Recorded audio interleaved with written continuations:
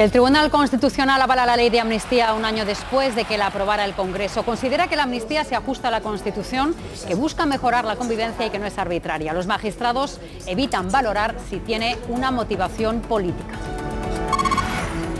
Una sentencia que el Gobierno celebra porque cree que cierra una crisis. Núñez Feijóo insiste en que es ilegal e inmoral y que solo salió adelante para dar la investidura a Pedro Sánchez. Socialistas e independentistas piden al Constitucional que fuerce al Supremo a aplicarla.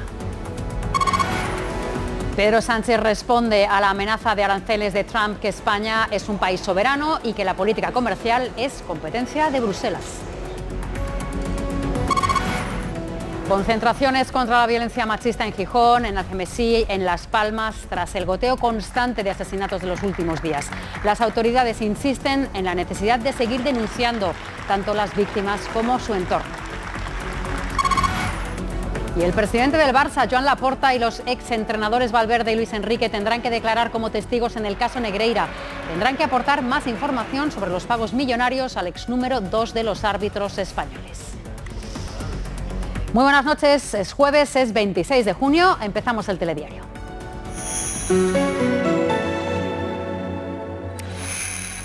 Se aprobó hace un año en el Congreso y hoy el Constitucional ha avalado la amnistía a quienes participaron en el proceso. En respuesta a un recurso del Partido Popular, ¿qué es lo que dice? Pues que el Tribunal sentencia que la ley se ajusta a la Constitución. También dice que busca mejorar la convivencia y que no es arbitraria. Y recuerda que ese tribunal no analiza los motivos políticos. De la sentencia no ha habido sorpresas. Se ha impuesto la mayoría progresista del tribunal. Ha salido adelante con 6 votos a favor y 4 en contra de los magistrados conservadores. Las posturas están totalmente enfrentadas. Los miembros que han votado en contra consideran que la ley no es constitucional, que es arbitraria y que rompe el principio de igualdad. Esta decisión marca el camino de lo que vendrá. Al tribunal le quedan unos 30 recursos por resolver y pronunciarse sobre la malversación, un delito que para el Supremo no encaja dentro de la ley de amnistía. Bueno, pues para entender un poco mejor en qué consiste esa sentencia, qué es lo que dice exactamente el Tribunal Constitucional, hoy hemos pedido a la responsable de información de tribunales de los informativos de Televisión Española, Cristina Blatz, que estuviera con nosotros. Buenas noches, Cristina. Buenas noches, Marta. Gracias por estar aquí para tratar de aclararnos exactamente, porque lo primero que dice el tribunal, lo apuntábamos al comenzar, es que se ajusta a la Constitución, ¿no? Sí, para los magistrados progresistas la ley de amnistía no aparece reflejada como tal en la Constitución, pero dicen que es una ley que no vulnera ninguno de los principios básicos de la Constitución y, por lo tanto, encajaría dentro de nuestra Carta Magna. El segundo argumento de los magistrados es que esta no es una ley arbitraria. Dicen que no es fruto del capricho y que tampoco vulnera el derecho que tienen a la igualdad todos los españoles. Para los magistrados progresistas, esta ley es algo que se hizo para no dañar la convivencia en Cataluña, para mejorarla después del procés. Hubo una situación muy compleja que esta ley vendría a resolver. Y el tercer punto es el más polémico de todos, porque aquí los magistrados progresistas lo que dicen es que no importa por qué se hizo esta ley. Dicen que no tiene importancia jurídica, no tiene valor jurídico si Pedro Sánchez hizo una ley de amnistía para conseguir los votos de Junts para su investidura. En cambio, están totalmente en contra, radicalmente en contra, los magistrados conservadores, que consideran que se trata de dar impunidad a cambio de unos votos. Justo todo lo contrario. Y lo que no hace Cristina al tribunal es entrar a cuestionar, ni siquiera analizar de ninguna manera ese delito de malversación. Y esto afecta tanto a Carles Puigdemont como a Oriol Junqueras. ¿Cuál es su situación?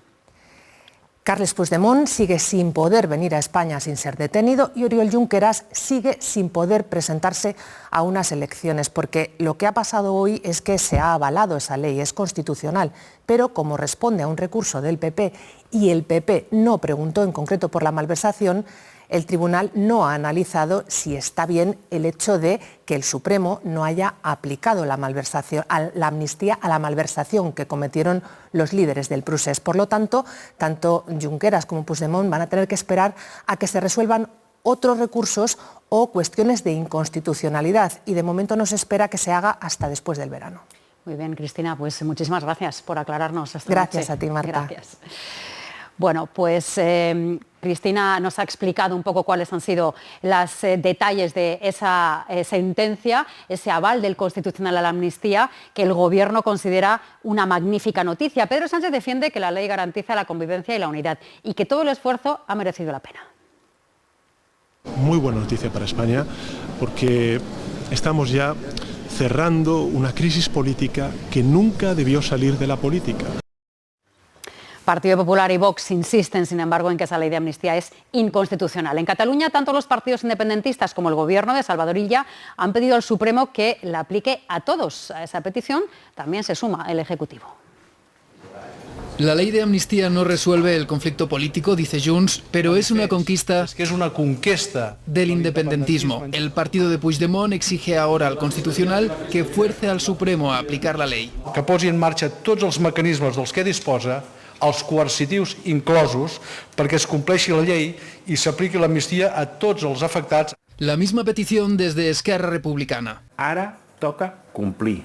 Ahora toca cumplir, dicen, pero advierten, la lucha independentista sigue. La voluntad mayoritaria del pueblo de Cataluña de querer decidir su futuro a través de las urnas. El presidente de la Generalitat aplaude el aval del Constitucional y también se dirige a los jueces. No tiene sentido obstaculizar la aplicación de la ley de amnistía. En una comparecencia institucional, Illa pide al Supremo que aplique la ley con diligencia. Em dol que hi hagi persones que encara no s'hagin pogut beneficiar de la llei d'amnistia. En la misma línea, el Gobierno. Esta amnistía no será completa hasta que no se aplique a todos los protagonistas del proceso independentista, incluyendo, por tanto, también a los líderes del proceso independentista. Porque esa fue la voluntad, concluye, de las Cortes Generales. Fue el PP el primero que recurrió al Constitucional y pese a que hoy el Tribunal avala la amnistía, Feijóo insiste en que es ilegal. Es inmoral, es una transacción corrupta de impunidad a cambio de poder y es un obús contra la separación de poderes. Y critica al TC. Diga lo que diga un tribunal constitucional dividido. Aunque los de Vox van más allá y ponen en duda la validez del mismo tribunal. Se ha confirmado que el Tribunal Constitucional es una delegación del Partido Socialista y que hoy se ha cometido el mayor acto de corrupción política de manos de un tribunal. Al bloque de las críticas se unen también socialistas como Javier Lambán o Felipe González, que amenazan con no votar al PSOE en las próximas elecciones. En su partido dicen sentir tristeza. Hay una manera de votar, expresando la voluntad de que algo cambie, dice usted, que no cuenten conmigo, que es votar en blanco. Veo a un Felipe González que ha perdido todo el respeto, todo el prestigio que podía tener en la izquierda de este país. Un Felipe González que ha comprado el argumentario completo de la derecha. Manda bemoles, le contesta Rufián en redes sociales a González cuando fue él quien indultó a golpistas fascistas, en referencia a Armada, uno de los condenados por el 23F. Esquerra, como el resto de socios de investidura, celebran el aval del TC. Creemos que es desde luego un aval a las políticas del Gobierno. El preludio a que termine este conflicto que se ha alargado, yo creo que innecesariamente demasiado tiempo. Y aseguran que así se ayuda a solucionar la crisis que se abrió en Cataluña con el procés. La Guardia Civil ha registrado hoy los domicilios de la expresidenta de Adif, de Isabel Pardo de Vera, y también del exdirector general de Carreteras, de Javier Herrero. Lo ha ordenado el juez que está investigando el caso Koldo en la Audiencia Nacional. La UCO además ha acudido a las sedes de Adif y de Transportes para clonar los correos corporativos de los dos exaltos cargos, según ha confirmado Radio y Televisión Española fuentes del Ministerio. En mejorar las cosas. Ninguno de los otros miembros del Consejo que se apellidan entre canales conocemos a estos señores. Así ha negado el presidente de Acciona rotundamente cualquier relación con Koldo o con Santos Cerdán. José Manuel Entrecanales se ha pronunciado por primera vez sobre ese informe de la UCO y los supuestos sobornos de la empresa familiar a la trama. Ha desmentido la implicación de los miembros del Consejo de Administración y lamenta el daño reputacional que les puede ocasionar este caso. Y una decisión unánime señala que no está regulada, que no se pueden fijar servicios mínimos y que tampoco se pueden imponer sanciones. El Ministerio de Justicia les había pedido que se pronunciaran sobre si jueces y fiscales tienen derecho a la huelga tras la convocatoria en protesta por la reforma de las carreras judicial y fiscal. El Gobierno ha respondido a las amenazas de Donald Trump de gravar el comercio con España para cobrarse ese rechazo a invertir el 5% en defensa. Pedro Sánchez les recuerda que es Europa la que dirige la política comercial, también en el caso para España. El presidente del gobierno sigue evitando el choque directo con Trump, calificando a Estados Unidos de país amigo, pero sí que le ha dejado varios mensajes. España, dice Sánchez, es un Estado soberano que cumple los compromisos de la OTAN, pero también con su estado del bienestar. Y el segundo es que los aranceles que está aplicando Washington, en nuestro caso, ha explicado, son doblemente injustos por el déficit en la balanza comercial. Más directa, más contundente, la ministra de Defensa, Margarita Robles, defiende que nadie nos puede dar ningún tipo de lección. El presidente apuesta por la distensión al mismo tiempo que defiende la autonomía de España como país aliado. Solidario, comprometido con los Estados miembros de la Alianza, pero también soberano. La amenaza arancelaria del estadounidense de momento solo se queda en una declaración, pero si llega a materializarse... España estará ahí para defender sus intereses, sea cual sea el escenario que se dé a futuro. Dentro del Ejecutivo, quien ha elevado el tono contra Trump ha sido la ministra de Defensa. Ningún país puede darnos ningún tipo de lección, sobre todo cuando nosotros estamos firmemente comprometidos con la defensa de la paz y con la defensa de la Alianza Atlántica. También la vicepresidenta Díaz, que saca pecho de lo conseguido por Sánchez. España no es vasalla del señor Trump, por tanto nos sentimos muy orgullosos y orgullosas de lo que ha hecho el gobierno de España. Y el gobierno respira aliviado tras el cierre de filas de la mayoría de sus socios. Es una postura acertada. Para el PP el desmarque de España en la OTAN no es real y le sirve a Sánchez para tapar sus polémicas nacionales. Esto es otra mentira, es un choque inédito de España con la unidad europea. Un día después, Trump parece olvidarse de su pulso con Sánchez. Asegura que la cumbre fue excelente, la más unida y productiva de la historia, y añade, durante una jornada maravillosa.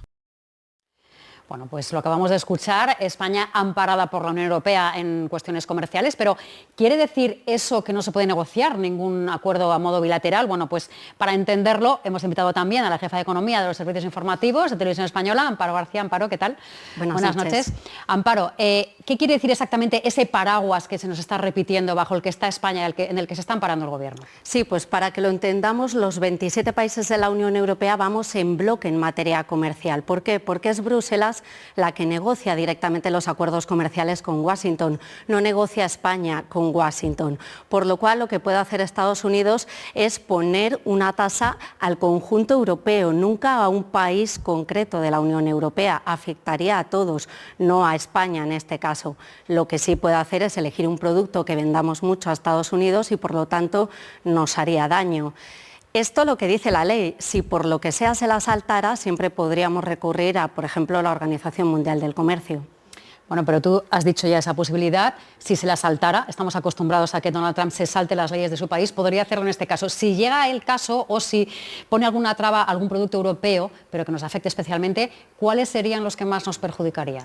Bueno, hay sectores clave porque exportamos mucho a Estados Unidos. Lo que más vendemos en este caso es maquinaria, sobre todo componentes auxiliares para automoción. En este caso, por ejemplo, en 2024 exportamos por valor de 2.500 millones de euros. También mucho aceite, en este caso en valor de unos 1.200 millones de euros. Y en tercer lugar el acero, más de 600 millones de euros en 2024. Pero también vino, cerámica o la aceituna. En 2018 pusieron una tasa a la aceituna y prácticamente eso nos sacó del mercado. Buscamos otros. Bueno, pues veremos a ver qué pasa. Gracias, Amparo. A vosotros. Buenas noches.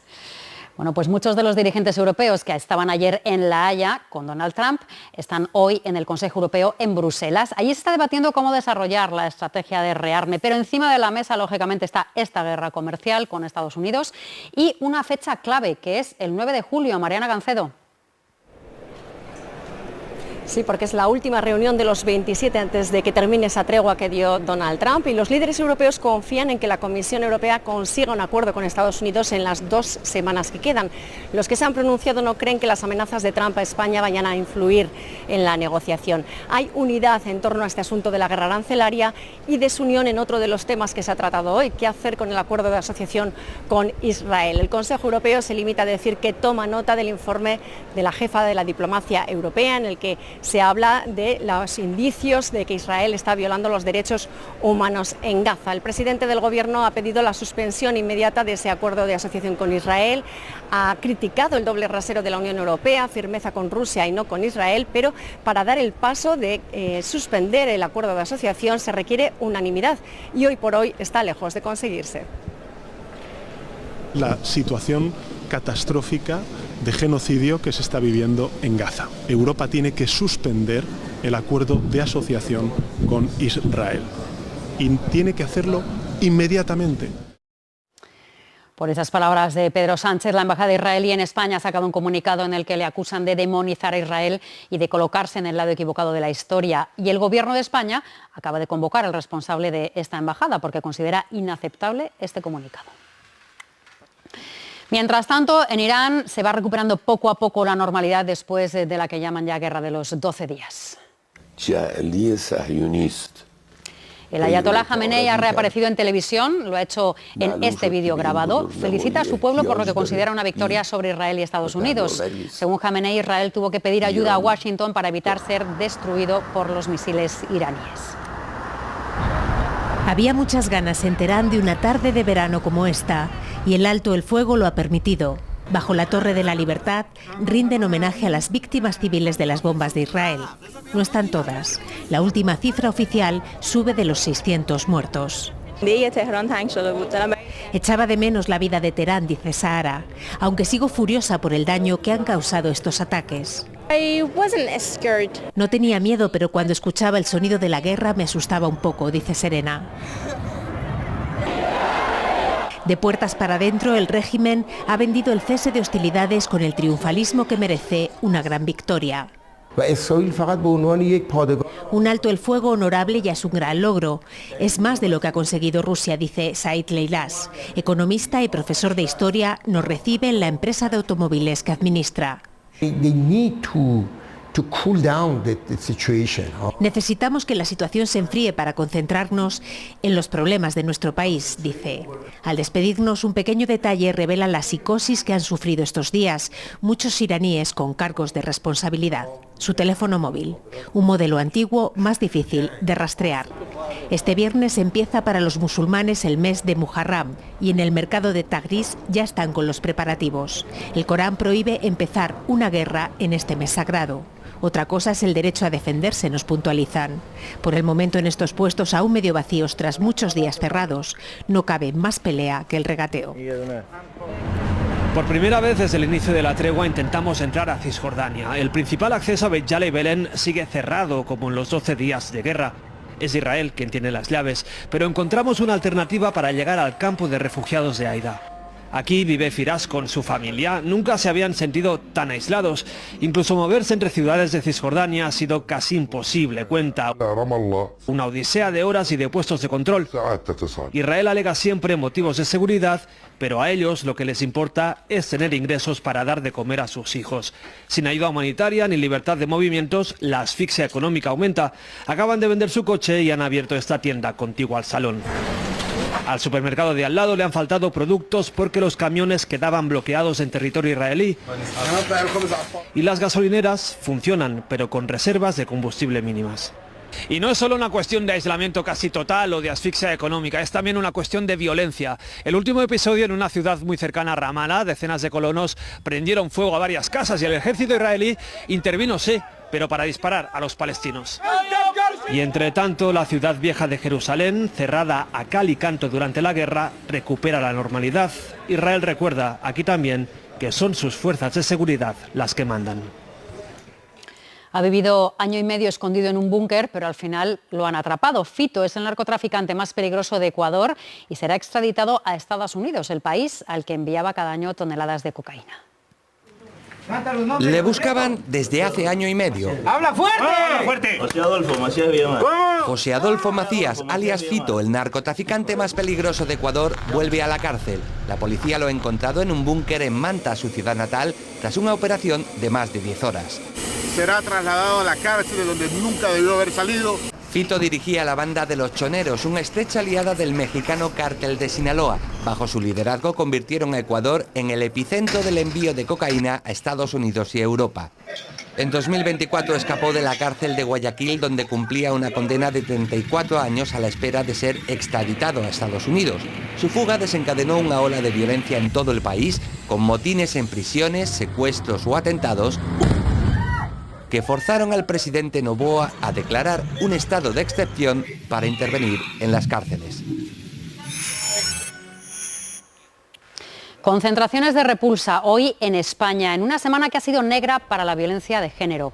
En Gijón, Asturias, en Algemesí, Valencia y Las Palmas de Gran Canaria han querido mostrar así su rechazo a los últimos crímenes machistas. En solo 3 días, 5 mujeres han muerto asesinadas a manos de sus parejas o exparejas. Susana, desaparecida a principios de mayo, encontraron su cuerpo este martes en un piso de Gijón. Marisa, de 61 años, apuñalada en Getafe. Alejandra y su hijo Samuel, de 2 años, asesinados en Valencia. Son las víctimas de los crímenes machistas en lo que llevamos de semana. ¡Asesino de mierda! Al presunto asesino de Algemesí esta tarde el juez le ha enviado a prisión por 2 delitos de asesinato y otro de maltrato habitual a Alejandra. Prisión también para el presunto asesino de Susana en Gijón, que en el juzgado ha negado que tuvieran una relación sentimental. No solamente eso, es que él también dice que no la mató, que no fue una muerte violenta. Bueno, les puedo asegurar que fue una muerte muy violenta. Ni Susana, ni Marisa, ni Alejandra habían denunciado a sus agresores. Es lo habitual. De las 18 mujeres asesinadas este año por sus parejas o exparejas, tan solo 2 habían denunciado y en otro caso lo hizo su entorno. Ahí ha puesto el acento la ministra de Igualdad. Todos los entornos tienen a disposición el teléfono 016 para que anuncien, denuncien y cuenten su situación. La mitad de las víctimas de los crímenes machistas cometidos este año habían nacido fuera de España. Ser inmigrantes y no tener papeles les hace especialmente vulnerables, según los expertos. Un país extranjero y en una tierra que no conocen y con una gente que no conocen, pues tengan más miedo y no sean capaces de denunciar. Policía y Guardia Civil pondrán especial atención este verano para detectar los casos sin denuncia. El protocolo 0 permite a los agentes actuar de oficio. No se puede bajar la guardia, porque tras un verano negro vienen 2 meses en los que, según las estadísticas, se acumulan el 30% de los asesinatos machistas. Y 12 años después del asesinato y violación de Elisa Bruñedo, el jurado ha declarado al acusado culpable por unanimidad. Considera probado que atacó a la víctima por sorpresa y que la agredió y mató sin que tuviera ninguna capacidad para defenderse. Tras 5 días de vistas y una treintena de declaraciones, el jurado ha tardado menos de 24 horas en responder las 14 preguntas del cuestionario y tomar una decisión. Y los 9 miembros llegan a la misma conclusión. Por unanimidad, declaran culpable a Roger Serafín de asesinato y agresión sexual de Elisa Bruñedo. Recordamos que se tardó más de 10 años en sentar a alguien en el banquillo por este caso y en ello han sido concluyentes las pruebas de ADN. El acusado se enfrenta ahora a penas de más de 30 años y será el juez el que en los próximos días determine la condena exacta. Ensayo clínico esperanzador contra uno de los tumores cerebrales más agresivos en niños. Se realiza con virus modificados genéticamente y se ha puesto ya en marcha en el Hospital Niño Jesús de Madrid. Una operación, radioquimioterapia, un tratamiento experimental, pero el neuroblastoma de Samuel, uno de los tumores cerebrales más frecuentes en niños y también más agresivos, volvió a aparecer. Ahora acaba de participar en un ensayo clínico con el que ha conseguido mantenerlo a raya. Está estable, redujo muchísimo, solo se ven unos pequeños realces. Es uno de los 6 niños que ha participado en el ensayo clínico del Hospital Niño Jesús. Han ideado una especie de caballo de Troya a lo Celibir para atacar el tumor. Es un virus del resfriado común que nosotros en el laboratorio modificamos genéticamente para que infecte solo células tumorales. Lo esconden para que se traslade en células madre de la médula ósea, que sabemos que van donde hay inflamación y donde hay células tumorales. Han visto que el tratamiento es seguro y sin apenas efectos secundarios. Se encuentra más animado, lo veis, está pletórico. Detrás de este logro están la Fundación CRIS contra el Cáncer y Sonia. Su hijo Noel también tenía este tumor. Ella empezó a recaudar fondos para buscar un tratamiento. Para Noel no llegó a tiempo, pero aún así ha donado los 300.000 euros necesarios. Es un legado de Noel. Creo que va a estar ahí también en mucha más gente que ni siquiera lo conocía. Samuel insiste. Si todo el mundo ayuda un poquito, esta enfermedad se irá La idea es seguir desarrollando este tratamiento para que sea efectivo en otros tipos de tumores cerebrales.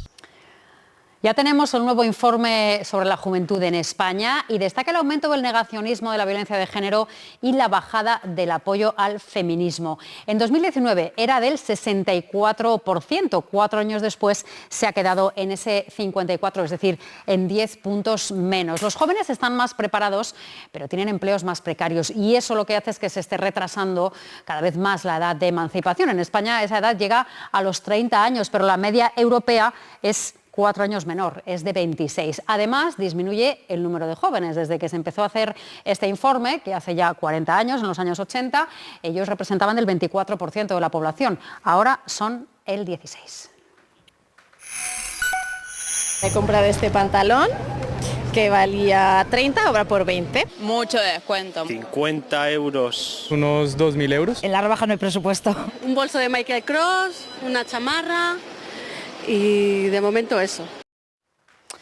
Pues lo han escuchado, llegan las rebajas y llegan también los gastos. Llevamos varios días ya viendo descuentos en los comercios. Hoy han arrancado los de las grandes marcas, muchas personas han comprado ya. Y a esta hora, María León, todavía hay gente en las tiendas. Sí, muchos están apurando hasta el último minuto para aprovechar esos primeros descuentos que arrancan más altos que otros años. Vemos del 50%, pero también hay del 70% o del 80% en algunos comercios. Del sector reconocen que las ventas este año han sido flojas y hay más existencias para vender. Parece que van a tener salida porque el 75% de los españoles vamos a comprar algo. Vamos a gastar de media 109 euros, sobre todo en ropa, que vuelve a ser el producto estrella estas rebajas. Como siempre, las organizaciones de consumidores recuerdan que los dos precios tienen que estar en la etiqueta, que tenemos los mismos derechos y sobre todo recomiendan gastar con cabeza para evitar que la factura mensual se dispare. ¿En qué se le va a usted el presupuesto familiar del mes? ¡Ay, madre mía! ¡Qué pregunta! El año pasado, dice estadística, cada hogar se gastó un 4,4% más que en 2023 y superamos los 34.000 euros de media. En esto. ¿En qué? En comer. La comida ha encarecido muchísimo. Pues pudiera parecer que sí, pero la cesta de la compra no es lo que da mayor mordisco al gasto del hogar. Ocupa el segundo puesto, por delante... luz, agua y gas. A ello se nos va prácticamente un tercio del presupuesto familiar a los gastos de la vivienda. Es el doble de lo que pagamos por alimentación y está muy por encima de transporte, restaurantes y ocio y otros, donde se incluye, por ejemplo, la educación de los hijos. Todo lo del peque, lo que es educación, extraescolares. Parejas con hijos fueron precisamente el tipo de hogar con más gasto en 2024, por encima de los 43.000 euros. El que menos, personas solas de 65 o más años, casi la mitad, unos 22.000, aunque está entre los que más incrementaron esa cifra en un año. Estoy sola, estoy jubilada. Entonces, lo único que pago un poco es por mi nieta. ¿Y cuánto gastamos por persona? Por encima de los 13.000 euros de media, casi un 4% más que en 2023. Los vascos los que más desembolsaron, los extremeños los que menos. Superman está en España, al menos sobre el papel. Un cómic ha llevado al superhéroe a Granada y los encargados de dibujarlo son granadinos. Nos hemos ido a esta ciudad andaluza para ver si nos encontramos a Clark Kent por la Alhambra o degustando una tapa. Habrá podido sobrevolar muchos sitios, pero pocos como la Alhambra. Y habrá podido aterrizar en muchos lugares, pero pocos como el Patio de los Leones. Superman ha llegado a Granada, entró por Sierra Nevada y pronto ha descubierto, entre otras cosas, que mantener la línea aquí será complicado porque con la bebida le ponen muy buenas tapas. La mítica DC Comics está haciendo viajar a sus superhéroes y le ha llegado el turno a Superman, al que ha dibujado Jorge Jiménez, que bien podría interpretarlo también, por cierto. El color se lo ha dado Alejandro Sánchez, ambos granadinos y ambos fieles al clásico. La imagen de Superman es muy icónica, el diseño de Superman ha sobrevivido décadas y es un diseño que para mí es perfecto y por eso sigue siendo tal y como era al principio, en los primeros años. Reconoce que la mano le iba sola, que se lo pasó en grande haciendo este trabajo y también reconoce que Granada y Superman comparten una cosa. El concepto de Superman es iluminar y el de Granada es una ciudad luminosa. Y mirando al futuro uno piensa lo bien que quedaría en la próxima película de Superman esta ciudad, Granada. Vamos a imaginarlo, a verle volar desde el mirador de San Nicolás. Y también una sugerencia para quien vaya a dirigir la película. Aquí un grupo para hacerles la banda sonora. No me digan que no quedaría bien Superman en la gran pantalla volando y ese bamboleo. Al fin y al cabo, él también eligió vivir su vida así. Cientos de curiosos y turistas cortan esta calle muy cerquita de la célebre Oxford Circus. ¿A qué estarán esperando? Estamos esperando a Rachel Zegler, que va a cantar desde el balcón. No he visto la obra, Evita, pero sí conozco la canción No llores por mí, Argentina. Para algunos fans, difícil contener la emoción. Atención, que ya sale la estrella.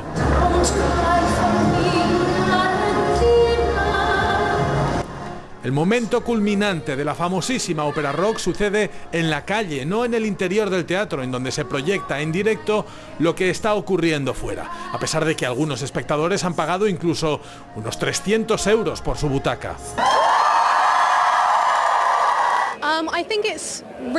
Tiene sentido porque la canción va de que Evita se dirige a su pueblo. Ha sido increíble, tengo la piel de gallina. Tenemos entradas para esta noche, así que tenemos lo mejor de los dos mundos.